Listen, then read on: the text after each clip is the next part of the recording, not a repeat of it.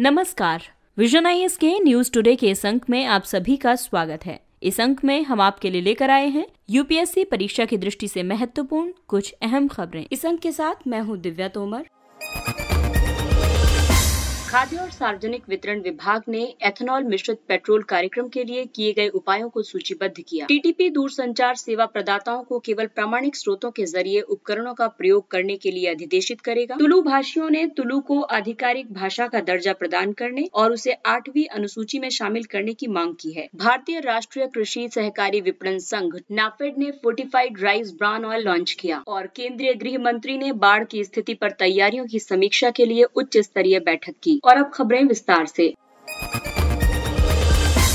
खाद्य और सार्वजनिक वितरण विभाग ने एथेनॉल मिश्रित पेट्रोल कार्यक्रम के लिए किए गए उपायों को सूचीबद्ध किया। खाद्य और सार्वजनिक वितरण विभाग ईंधन ग्रेड एथेनॉल का उत्पादन करने वाली आसवनियों को प्रोत्साहन प्रदान करने वाला नोडल विभाग है। इसके द्वारा कई उपाय किए गए हैं, जैसे शीरा और अनाज आधारित एथेनॉल संयंत्रों के लिए ब्याज सहायता योजना संचालित की जा रही है। शीरा गन्ने से चीनी बनाने के दौरान एक सह उत्पाद होता है। एथेनॉल मिश्रित पेट्रोल के E5, E10 और E20 मिश्रणों के लिए मानकों की स्थापना की गई है। E12 और E15 मिश्रण के लिए BIS विनिर्देशों को अधिसूचित किया गया है। मोटर वाहनों के ईंधन के रूप में E20 ईंधन को अपनाया गया है। नीति आयोग द्वारा भारत में एथेनॉल मिश्रण के लिए रोड मैप 2020-25 जारी किया गया है। EBP कार्यक्रम के अंतर्गत तेल विपणन कंपनियों द्वारा पेट्रोल में एथेनॉल मिश्रण किया जा रहा है, जिसमें OMCs यानी तेल विपणन कंपनियां पेट्रोल में 10% तक एथेनॉल मिश्रित करती हैं। बायो एथेनॉल एक अल्कोहल है जो फसलों, पौधों और विभिन्न घासों में पाई जाने वाली कार्बोहाइड्रेट तथा सेल्यूलोज युक्त सामग्री के किण्वन से प्राप्त होता है। EBP आयात निर्भरता में कमी, विदेशी मुद्रा के संरक्षण, कार्बन उत्सर्जन में कमी और कृषि क्षेत्र को प्रोत्साहन प्रदान करने के लिए प्रस्तावित किया गया था। ये राष्ट्रीय जैव ईंधन नीति 2018 के अनुरूप है। नेशनल पॉलिसी ऑन बायोफ्यूल्स ने वर्ष 2030 तक E20 मानक प्राप्त करने का लक्ष्य निर्धारित किया था। इस लक्ष्य प्राप्ति की अवधि को हाल ही में घटाकर वर्ष 2025 कर दिया गया है। भारत की वर्तमान एथेनॉल उत्पादन क्षमता 684 करोड़ लीटर है, जबकि E20 के लक्ष्य की प्राप्ति के लिए 1000 करोड़ लीटर क्षमता अर्जित करने की आवश्यकता होगी।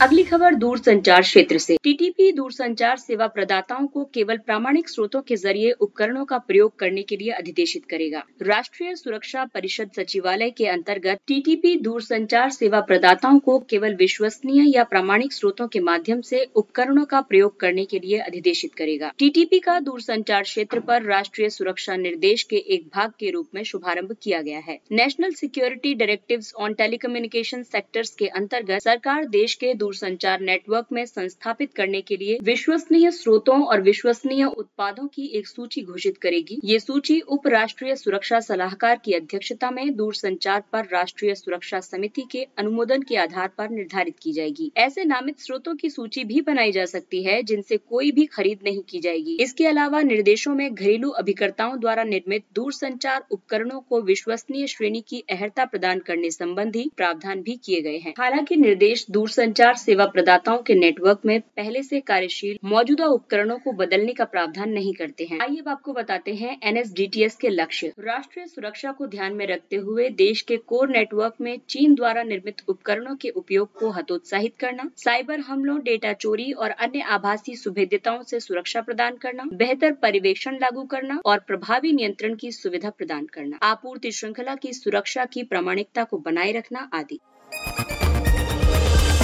अगली खबर भाषाई विवाद से संबंधित है। तुलु भाषियों ने तुलु को आधिकारिक भाषा का दर्जा प्रदान करने और उसे 8वीं अनुसूची में शामिल करने की मांग की है। तुलु एक द्रविड़ भाषा है। ये मुख्य रूप से कर्नाटक के 2 तटीय जिलों दक्षिण कन्नड़ और उडुपी एवं केरल के कासरगोड में बोली जाती है। अनुच्छेद 343(1) के अनुसार देवनागरी लिपि में बोली जाने वाली हिंदी संघ की राजभाषा होगी। राजभाषा अधिनियम 1963 संघ के सभी आधिकारिक उद्देश्यों और संसद में कार्य संचालन के लिए हिंदी के अलावा अंग्रेजी के उपयोग का भी प्रावधान करता है। संविधान कई राज्यों की आधिकारिक भाषा को निर्दिष्ट नहीं करता है। प्रत्येक राज्य का विधानमंडल राज्य में प्रयोग की जाने वाली किसी एक या अधिक भाषाओं को या हिंदी को राज्य की राजभाषा के रूप में अंगीकृत कर सकता है। जब तक ऐसा नहीं किया जाता तब तक अंग्रेजी उस राज्य की राजभाषा होगी। अधिकांश राज्यों ने प्रमुख क्षेत्रीय भाषा को अपनी आधिकारिक भाषा के रूप में अपनाया है। वर्तमान में 8वीं अनुसूची में भाषाओं को शामिल करने के लिए ऐसा कोई मानदंड नहीं है। 1996 में पहावा समिति और वर्ष 2003 में सीताकांत महापात्र समिति ने भी इस संबंध में कोई मानदंड विकसित नहीं किया था। आपको बता दें कि वर्तमान में 8वीं अनुसूची में 22 भाषाएं शामिल हैं। इनमें असमिया, बंगाली, गुजराती, हिंदी, कन्नड़, कश्मीरी, कोंकणी, मलयालम, मणिपुरी, मराठी, नेपाली, उड़िया, पंजाबी, संस्कृत, सिंधी, तमिल, तेलुगु, उर्दू, बोडो, संथाली, मैथिली और डोगरी शामिल है। किसी भी भाषा के 8वीं अनुसूची में शामिल होने का काफी महत्व है। इससे वो भाषा राष्ट्र की राजभाषा के रूप में मान्यता प्राप्त होगी। इस भाषा को साहित्य अकादमी द्वारा मान्यता प्राप्त होगी और उस भाषा की पुस्तकों को अन्य मान्यता प्राप्त भारतीय भाषाओं में अनुवाद किया जाएगा। सांसद संसद में और विधायक राज्य विधानसभाओं में उस भाषा को बोल सकते हैं। अखिल भारतीय प्रतियोगी परीक्षाओं जैसे सिविल सेवा परीक्षा के अभ्यर्थी उस भाषा में अपने उत्तर लिख सकते हैं।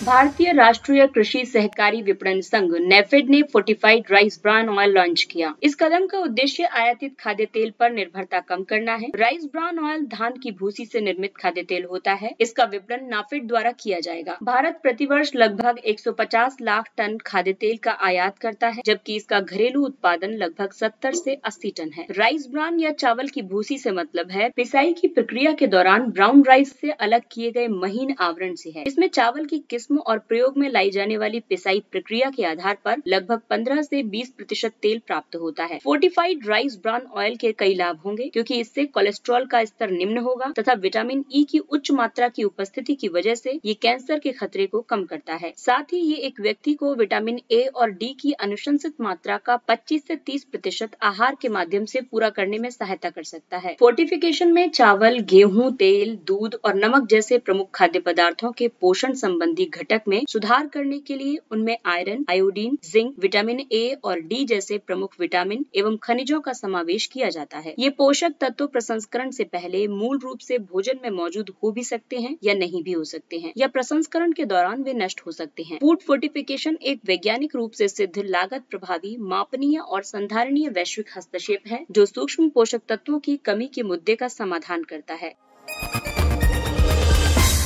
अगली खबर आपदा प्रबंधन की तैयारियों से संबंधित है। केंद्रीय गृह मंत्री ने बाढ़ की स्थिति पर तैयारियों की समीक्षा के लिए उच्च स्तरीय बैठक की। गृह मंत्री ने देश की वर्ष पर्यंत बाढ़ की समस्या का समाधान करने के लिए एक व्यापक और सर्वसमावेशी नीति तैयार करने के लिए दीर्घकालिक उपायों की समीक्षा की। भारत के 329 किलोमीटर हेक्टेयर के कुल भौगोलिक क्षेत्र में 40 मिलियन हेक्टेयर से अधिक बाढ़ प्रवण क्षेत्र है। इस बैठक में कई महत्वपूर्ण निर्णय लिए गए, जैसे जल शक्ति मंत्रालय बांधों की भंडारण क्षमता में वृद्धि करने के लिए बांधों से गाद निष्कर्षण की प्रक्रिया का निर्धारण करेगा। प्रमुख जल ग्रहण क्षेत्रों में बाढ़ और जल स्तर में वृद्धि के पूर्वानुमान के लिए एक स्थायी प्रणाली स्थापित की जाएगी। भारत मौसम विज्ञान विभाग यानी IMD द्वारा जारी चेतावनियों को जनता तक जल्द से जल्द प्रसारित करने के लिए मानक संचालन प्रक्रिया का निर्धारण किया जाएगा। उमंग, रेन अलार्म और दामिनी जैसे मौसम पूर्वानुमान से संबंधित एप्स का प्रचार प्रसार किया जाएगा। आपको बताते हैं कि भारत में बाढ़ के कारण क्या है। प्राकृतिक कारणों के तहत मानसून के दौरान अत्यधिक वर्षा के साथ नदी की अपर्याप्त वहन क्षमता, नदी तट का अपरदन, मेघ प्रस्फुटन आदि है। वहीं मानव निर्मित कारणों में अनियोजित विकास और वनों की कटाई मुख्य कारण है। आइए अब आपको बताते हैं कि बाढ़ प्रबंधन के लिए कौन सी पहलें आरंभ की गई हैं। इसमें IMD द्वारा बेहतर पूर्वानुमान जारी किया जा रहा है। नदियों से गाद निष्कर्षण, तटबंधों का निर्माण, जल संभर प्रबंधन, बाढ़ प्रवण क्षेत्र का सीमांकन आदि के माध्यम से बाढ़ की रोकथाम और शमन के प्रयास किए जा रहे हैं। बाढ़ प्रबंधन पर राष्ट्रीय आपदा प्रबंधन प्राधिकरण द्वारा दिशा निर्देश जारी किए गए हैं। मुंबई में पूर्व चेतावनी जारी करने के लिए एकीकृत बाढ़ चेतावनी प्रणाली स्थापित की गई है।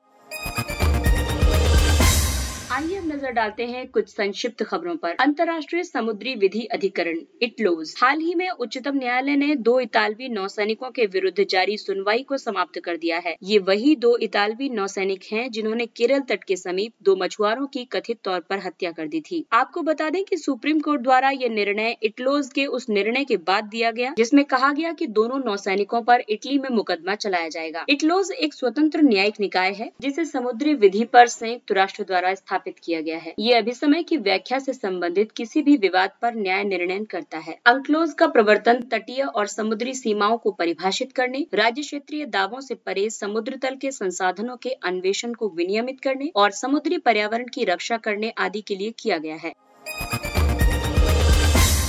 विधि विरुद्ध क्रियाकलाप अधिनियम 1967 यूएपीए। हाल ही में एक निर्णय में दिल्ली उच्च न्यायालय ने स्पष्ट किया है कि यूएपीए के अंतर्गत आतंकवादी कृत्य केवल भारत की रक्षा को प्रभावित करने वाले मामलों से संबंधित हैं, न कि सामान्य कानून और व्यवस्था की समस्याओं से। गृह मंत्रालय के अनुसार वर्ष 2019 में यूएपीए से संबंधित मामलों में 72% से अधिक की वृद्धि दर्ज की गई थी। यूएपीए अन्य विषयों के साथ साथ आतंकवादी गतिविधियों से निपटने के लिए विशेष प्रक्रिया प्रदान करता है। यूएपीए के तहत मामलों की जांच राज्य पुलिस और राष्ट्रीय अन्वेषण अभिकरण (एनआईए) द्वारा की जाती है। वर्ष 2019 में यूएपीए में संशोधन के बाद केंद्र सरकार किसी संगठन या व्यक्ति को आतंकवादी के रूप में नामित कर सकती है।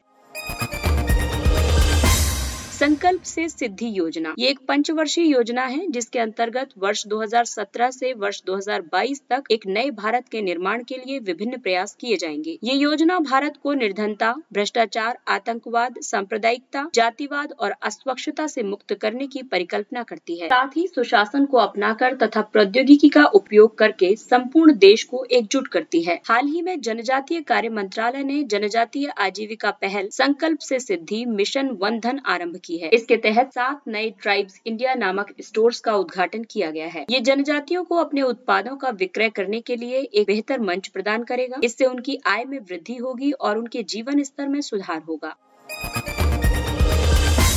समर्पित मालवाहक गलियारा डीएफसी डेडिकेटेड फ्रेट कॉरिडोर। हाल ही में भारतीय सेना ने डीएफसी पर एक सैन्य ट्रेन का सफल परीक्षण किया। डीएफसी एक उच्च गति और उच्च क्षमता वाला रेलवे कॉरिडोर है जो विशेष रूप से वस्तुएं और जींस के आवागमन के लिए समर्पित है। Dedicated freight corridor corporation of India को डीएफसी के विकास का कार्य सौंपा गया है। ये रेल मंत्रालय के अंतर्गत एक विशेष प्रयोजन वाहन है। डीएफसीसीआईएल 2 डीएफसी विकसित कर रहा है। एक है उत्तर प्रदेश के दादरी से जवाहरलाल नेहरू पोर्ट मुंबई तक पश्चिमी समर्पित मालवाहक गलियारा। दूसरा है पश्चिम बंगाल के दानकुनी से पंजाब के लुधियाना तक पूर्वी समर्पित मालवाहक गलियारा।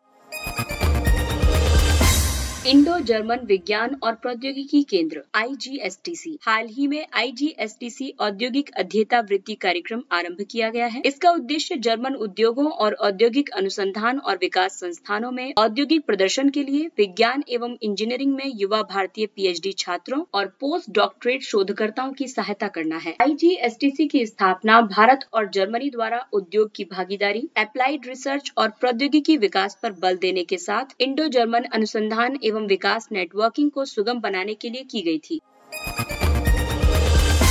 स्वर्ण आभूषणों की अनिवार्य हॉलमार्किंग। इसे 16 जून से चरणबद्ध तरीके से लागू किया जाएगा और ज्वेलर्स को केवल 14, 18 और 22 कैरेट के स्वर्ण आभूषण बेचने की अनुमति होगी। स्वर्ण की हॉलमार्किंग एक शुद्धता प्रमाणीकरण की प्रक्रिया है। इसका उपयोग अब तक स्वैच्छिक रहा है। भारतीय मानक ब्यूरो वर्ष 2000 से स्वर्ण आभूषणों के लिए हॉलमार्किंग योजना संचालित कर रहा है। वर्तमान में लगभग 40% स्वर्ण आभूषणों की हॉलमार्किंग की जा रही है। हॉलमार्किंग के लाभ ये होते हैं कि इससे आभूषणों की विश्वसनीयता में वृद्धि होती है और निम्न कैरेट स्वर्ण से जनता के उपभोक्ता अधिकारों की रक्षा होगी।